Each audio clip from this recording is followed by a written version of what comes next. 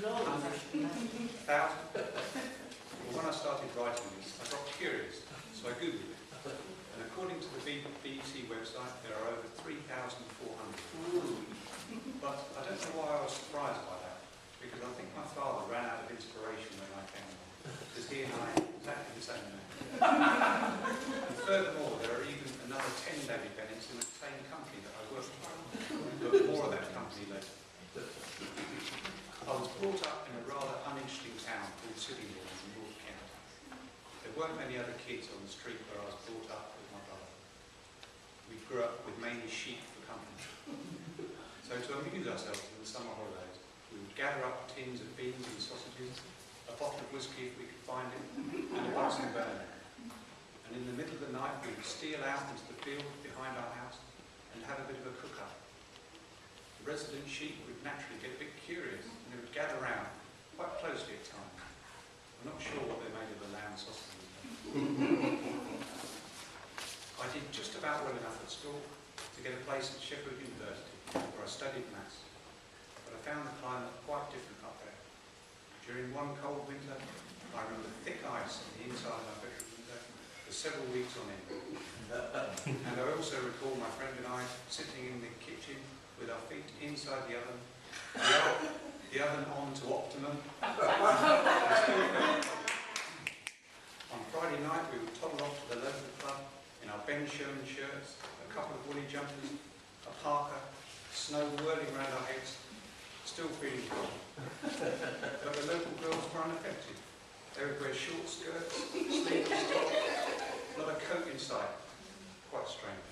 I graduated from Sheffield with a mediocre degree, and lacking inspiration for a career, I followed my mates into accountancy. I got a job in the East London Health Authority. Not a great job, not a well-paid job, but a job nevertheless. And I think they took pity on me. They put me up in the local nurse's home. But I'm not going to go there this evening. The nurse's home was a stone's throw from West Ham United's football ground. And that just happens to be the team I support. I can't remember whether that was a factor in me taking the job or not. It was a long time ago. After a brief stint in accountancy, I moved into IT, where I still work today as a computer programmer. I work for one of the big banks, which nearly went bust a few years back. So I think technically I'm more of a civil servant.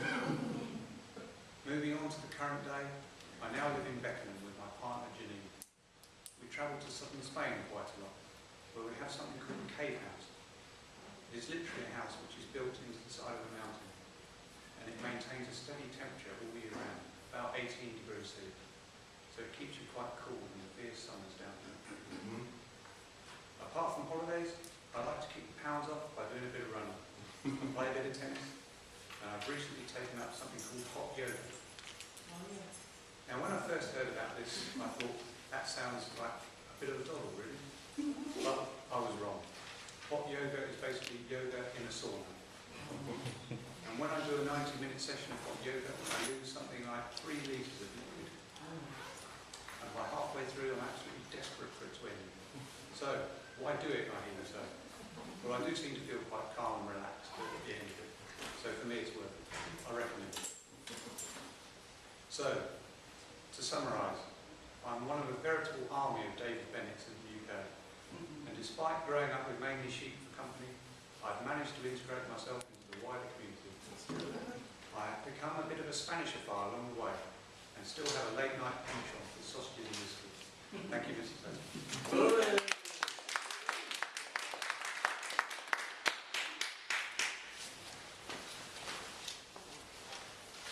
So as you all know, let's take a minute to give David some feedback and give him some suggestions on how to optimize his energy output.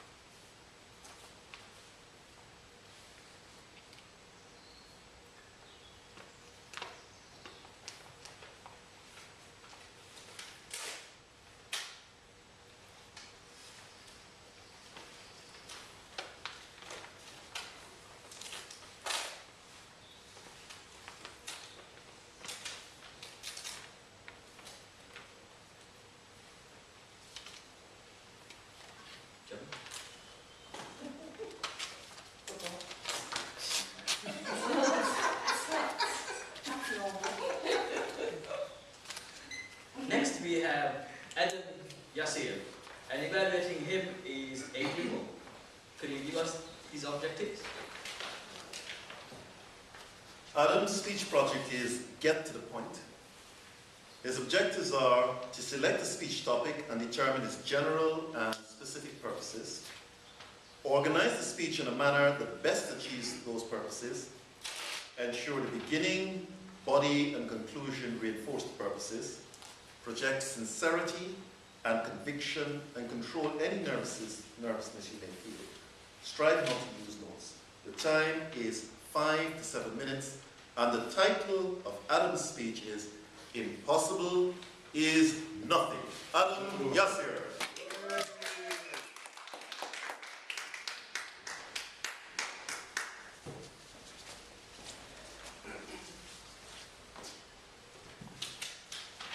Allow me to realize the concept that we all in this room have individual goals, have individual targets, events that we want to achieve in our life, events that you may already starting to accomplish, or you are processing, or you already have achieved.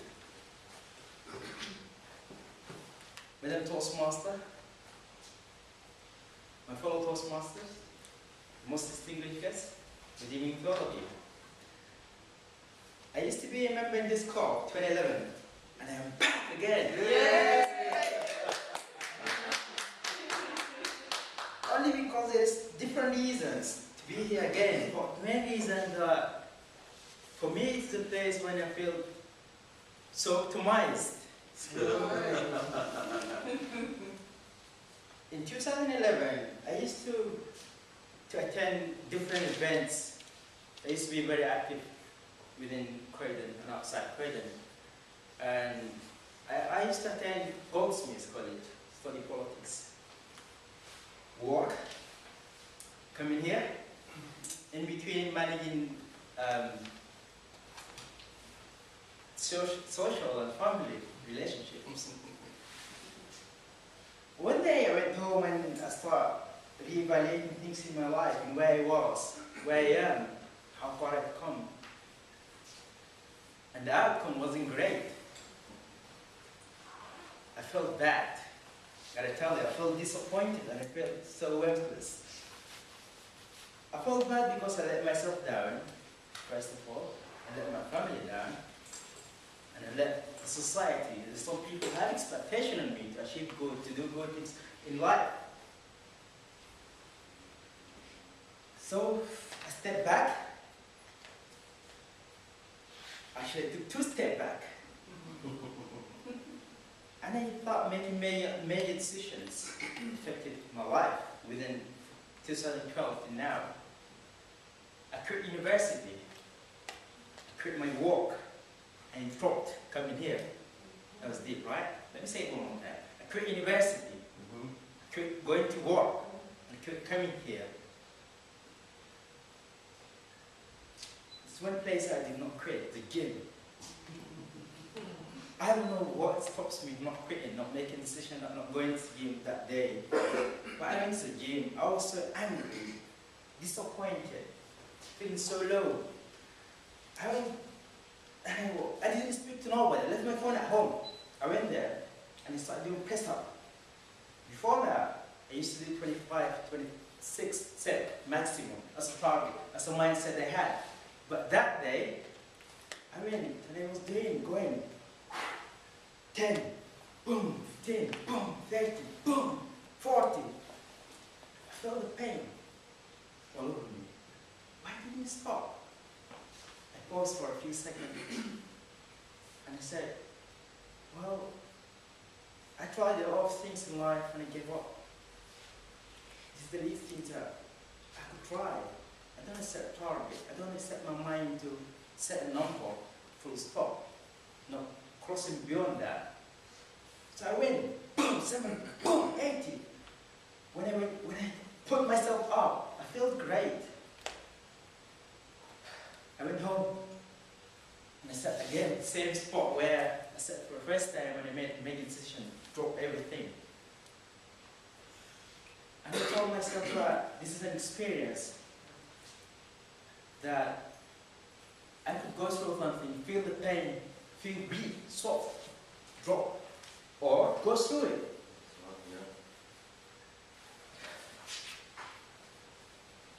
Now, I went to the gym second time, not going intending to do work or to do press out or to set any target, but I went to the gym intending that what makes me think if I could apply the concept of not giving up through pain, I could apply it in life in general, use it as advantage instead of disadvantage, making me feel painful, making me feel the pain, feeling weak. That I could succeed and I could make it through. And I did. I went back to university. I've got my money, I'm going back to work again. He asked me, what's the problem? What makes you change your mind? Come and work for us again. I told him, there's nothing changed my mind. I changed my mind.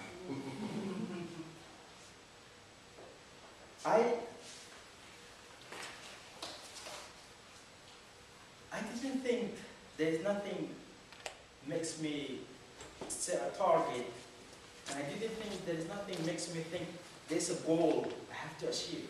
So I start to reevaluate the concept of setting target, not setting goals, but setting process that lead to progress. That's right, yeah. I didn't have point, I didn't have maximum. When I went to the gym, I didn't have numbers that day. I didn't have maximum 20, 40, 50, not even 100. I went through it. When I have done, I'm done. And I stood up. I did not quit. I did not quit.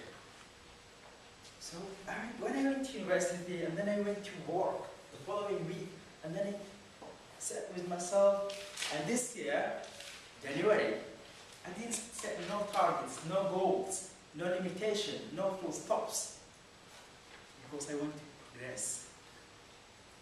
And I came back again to the point where I have to finish, I have to start. It's a great talk.